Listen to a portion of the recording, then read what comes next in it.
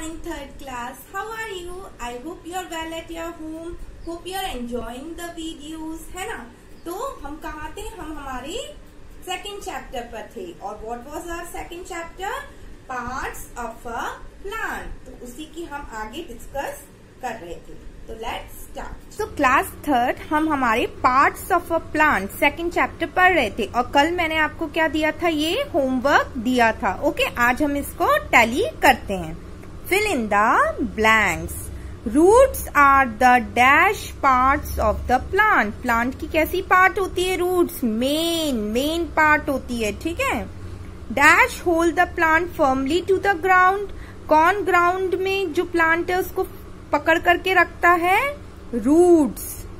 Roots absorb dash and minerals from the soil. Soil से क्या क्या रहती है? Root, water, minerals and nutrients. Okay, so water, nutrients and minerals from the soil. The main thick root that grows from the bottom of the stem with branches is called taproot. जो main root होती है वो क्या होती है?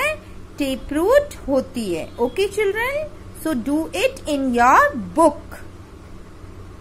अब कल हमने roots के बारे में पढ़ा था, है ना? आज हम दूसरा पार्ट पढ़ेंगे प्लांट का, दैट इज स्टेम. रूट के बाद stem.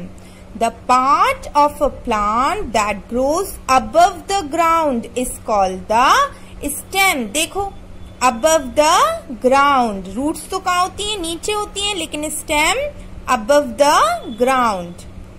It holds the plant upright and carries water and minerals from the root to all the parts of the plant. Plant को कैसे रखता है? ये बिल्कुल स्ट्रेट. ओके, स्ट्रेट रखता है ये प्लांट को, स्टेम. ओके, और क्या करता है ये? वाटर और मिनरल्स बाकी सारे पार्ट्स ऑफ द प्लांट में भी पहुंचाता है. The stem of trees are strong and thick. जो ट्रीज के स्टेम होते हैं वो कैसे होते हैं? स्ट्रॉन्ग होते हैं और मोटे होते हैं, थिक होते हैं, इसलिए उनको क्या कहते हैं? ट्रंक बोलते हैं. The stem of shrub is woody and thinner than that of the tree. जो श्रब के जो स्टेम्स होते हैं वो ट्री से थोड़े से क्या होते हैं? कमजोर होते हैं. Okay. On the other hand the stem of herbs are weak, soft and green. और इसके अलावा अगर हम हर्ब्स ले लें जैसे कि तुलसी, पुदीना, मिंट, तो उनके जो स्टेम होंगे वो कैसे होंगे? बहुत ही ज्यादा वीक होंगे. उनको हम हाथ से ही तोड़ सकते हैं, पर ट्री को हम हाथ से, ट्री के स्टेम को हाथ से नहीं तोड़ सकते हैं, और इसमें भी हमें बहुत मेहनत लगेगी. Now understood stem. Functions of stem. Stem के क्या क्या फंक्शन होते हैं? Stem holds the plant upright above the ground. Right, ground के ऊपर जो प्लांट है उसको बिल्कुल कैसे होल्ड करके रखता है? ये upright, straight. The stem bears leaves, birds, flowers and fruit. Stem के ऊपर ही तो क्या क्या उगते हैं? लीव्स, बर्ड्स, फ्लावर्स और फ्रूट्स. क्या फंक्शन है स्टेम का? It carries nutrients and water from the roots to all the parts of the plant.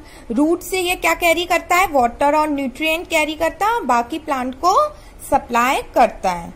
It also takes food made by leaves to other parts. ठीक है, जो leaves खाना बनाती हैं तो स्टेम क्या करता है? उसको और पार्ट ऑफ द प्लांट में भी पहुंचाता है.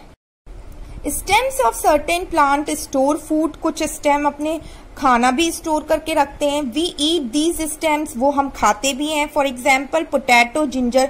पोटैटो और जिंजर क्या है? एक तरीके के स्टेम्स हैं जिनको हम खाते भी हैं, क्योंकि ये अपने अंदर क्या करते हैं? खाना स्टोर करके रखते हैं. ओके. अब ये जो एक्टिविटी है ये आपको पढ़नी है और समझने की कोशिश करनी है. बाकी कल मैं आपको ये एक्टिविटी कराऊंगी. Okay children. और पेज नंबर 15 पे आपकी ये एक्सरसाइज है, ये भी आपको क्या करनी है? पढ़ के इसको सॉल्व आउट करना है. बाकी फिर मैं आपको नेक्स्ट क्लास में इसे कंप्लीट कराऊंगी. लीफ और बाकी पार्ट्स हम कल पढ़ेंगे. Okay children. तो स्टेम और रूट्स आपको थरली याद होने चाहिए और उनके फंक्शंस भी आपको याद होने चाहिए. Okay children.